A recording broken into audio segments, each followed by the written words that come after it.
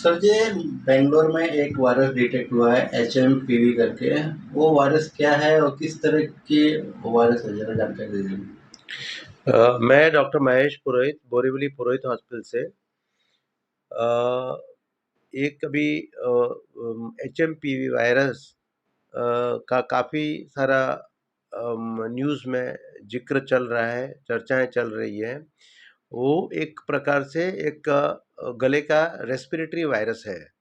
वो वायरस अभी फ़िलहाल 4-5 पेशेंटों में डिटेक्शन हुआ है पूरे इंडिया में, और चाइना से उसका उत्पत्ति हुई थी। लेकिन इसका प्रादुर्भाव हमें लगता है कि इतना फैलने वाला नहीं है जितना कोरोना वायरस फैला था।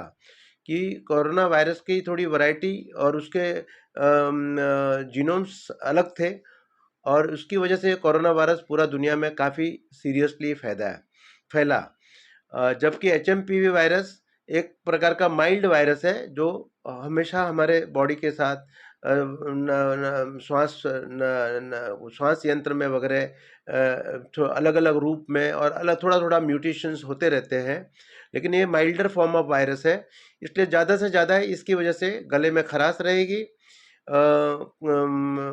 नाक से थोड़ा सर्दी होने का चांस रहेगा, और बॉडी पेन और फीवर भी कभी कभी आ सकता है। आराम लेने के से और रेस्ट लेने से इसका प्रभाव तुरंत कम हो जाएगा। लेकिन इसमें अगर फीवर कंटिन्यूस आता रहता है तो हमें न्यूमोनिया हुआ है कि नहीं हुआ है उसकी जांच करा लेनी चाहिए, जिससे क्या है अर्ली उसका डिटेक्शन होगा तो उसका अर्ली ट्रीटमेंट भी पॉसिबल है। लेकिन जितना कोरोना वायरस सीरियस अफेक्ट किया था बॉडी को और लोगों को, उतना ये ज़्यादा अफेक्ट नहीं करेगा, ऐसा हमारा मेडिकल विशेषज्ञों का मानना है। और ज़्यादा करके ये HMPV वायरस बच्चों को संक्रमित ज़्यादा करता है।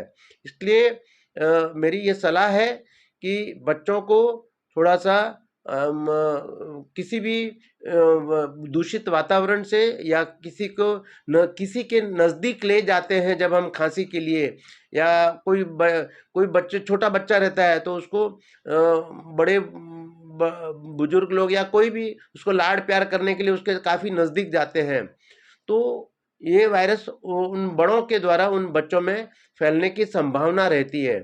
तो हमें ये ख्याल रखना पड़ेगा कि बच्चों को थोड़ी सी दूरी बनाए रखें, और आपस में जो हमें पर्सनल बड़े लोगों को सुरक्षा लेनी है, मास्क पहनना या थोड़ा सा बातचीत करने में ख्याल रखना, वो सब जरूरी है, जिससे कि इसके संक्रमण होने से हम बच सकते हैं। सर, एक किन बॉडी को इफेक्ट करता है ज़्यादा करके?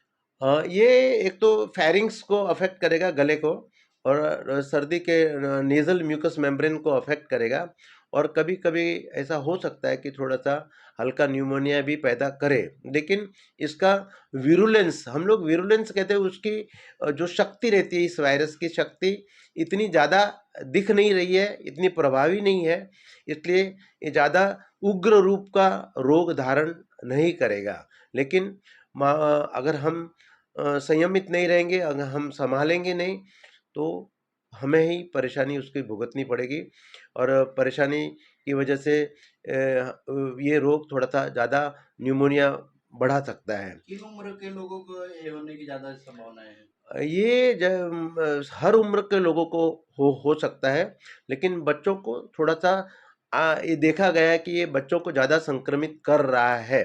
तो बच्चों को विशेष ख्याल रखना हमें परिवार को बहुत ज़्यादा ज़रूरी है। सारे परिवार के लोग या सगे संबंधी लोग बच्चे से थोड़ा सा दूर रहें, बहुत ज़्यादा नज़दीक ले जाकर उसको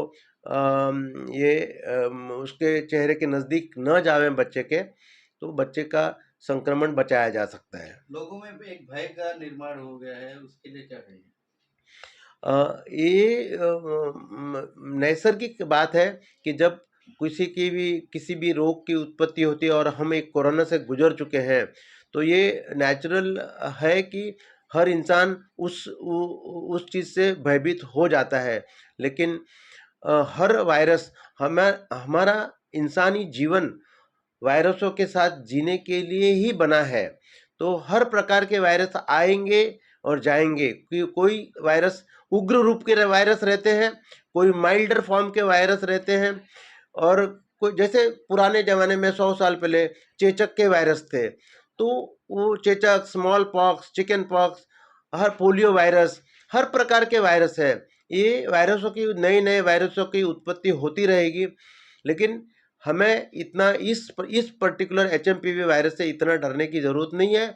लेकिन इसका मतलब ये भी नहीं है कि हम हमारे जीवन को संयमित न रखें और हमारे जीवन को दुर्लक्ष्य करें। यह बहुत ज़रूरी है कि हम अपना अपना और दूसरों का भी ख्याल रखें। मास्क जहाँ हो सके दूरी बनाए रखें, जहाँ हो सके मास्क पहने। खांसी वगैरह करते टाइम अपना बलगम निकालते टाइम, खांसी करते टाइम, कभी कभी ऐसे लोग रहते हैं कि एक सामने कोई बैठा है और उसी के सामने उसके चेहरे पर ही खांस देते हैं। उनके मन में कोई दुर्भाव नहीं रहता है, लेकिन ये उनकी ये बेदरकारी है उनकी, कि उन्हें सोचना चाहिए कि मेरे खांसी के जर्म्स सामने वाले के लंग्स में जाके उसको प्रॉब्लम क्रिएट कर सकते हैं। तो अगर मैं खांसी करता हूं तो रुमाल या तो मुंह पे रखें या अपना चेहरा साइड में लेके जावें। और इस तरह से छोटे छोटे देखभाल करने से हम अपने आप को भी बचा सकते हैं और दूसरों को भी बचा सकते हैं, और विशेषकर बच्चों का तो बहुत ही ख्याल रखना चाहिए हमें। तो इसके सिम्टम्स क्या हैं? गले में खराश, गले में खराश हो सकती है, नाक में से सर्दी का हो सकता है, शरीर में बॉडी पेन हो सकता है, कि फिर और थोड़ा सा प्रादुर्भाव, अगर संक्रमण थोड़ा सा ज़्यादा है और ये इंसान की थोड़ी इम्यूनिटी अगर कम है तो बुखार, और फिर लास्ट कुछ केसेस में न्यूमोनिया होने की आशंका बनी रहती है। बचने के क्या उपाय हैं? बचने के हमें अपने को संभावित तौर पे हमें अपना केयर करना है और सामने वाले का भी केयर करना है। बाहर अगर बहुत गर्दी की जगह है या बहुत जैसे ट्रेनों वगैरह में है तो थोड़ा मास्क पहनने की कोशिश करें, जिससे क्योंकि ट्रेनों में जब गर्दी रहती है तो सब एक दूसरे के काफ़ी नज़दीक रहते हैं, तो ट्रेनों वगैरह ट्रैवलिंग करते वक्त मास्क पहने और कोशिश करें कि अपनी दूरी बनाए रखें। और कोशिश करें कि हम जब खांसी सर्दी से संक्रमित हो तो दूसरों को भी, हमारे साथ साथ दूसरों को भी बचाने की उसमें से प्रयत्न करते रहना चाहिए। तो इसी तरह से उसका बचाव किया जा अक्सर सकता हम है। देखते हैं क्लाइमेट चेंज की वजह से भी सर्दी जुकाम होते हैं, तो दोनों में क्या डिफरेंस है? जैसे वातावरण और ऋतु बदलती है, ये आखिर में वायरस भी एक प्रकार का जीव है। तो जैसे जीव को रूपांतर होता है, उसको हम मेडिकल लैंग्वेज में बोलते हैं म्यूटेशन। तो इसमें रूपांतर होते रहते हैं, जैसे ऋतु बदलती है तो उनमें कुछ न कुछ म्यूटेशंस आ जाते हैं, और वो म्यूटेशंस के लिए हमारा शरीर, मानवीय शरीर उस म्यूटेशन को सहन करने की अगर क्षमता नहीं है तो हम उस रोग से संक्रमित होने के संभावना बढ़ जाती है। इसलिए जब भी ऋतु परिवर्तन आए तो थोड़ा सा और ज़्यादा प्रिकॉशंस लेने की कोशिश करना चाहिए, इससे हम इस प्रादुर्भाव से बच सकते हैं। कोरोना जितना घबराने की जरूरत नहीं?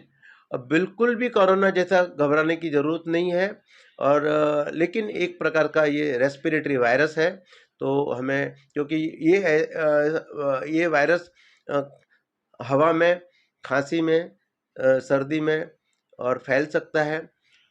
इसलिए थोड़ा सा हमें अपने को संभाल के रखना, दूसरे अपने अपने साथ साथ सामने वाले को भी प्रभावित न होने देना, ये सब ख्याल रखना बहुत ज़रूरी है। लेकिन कोरोना जितना बिल्कुल भी प्रभावी नहीं है, इसलिए किसी तरह से आशंकित या आतंकित या डरने की बिल्कुल भी ज़रूरत नहीं है। ये आएगा, थोड़े दिनों में इसका म्यूटेशन हो जाएगा और फिर ये भी निष्प्रभावी हो जाएगा।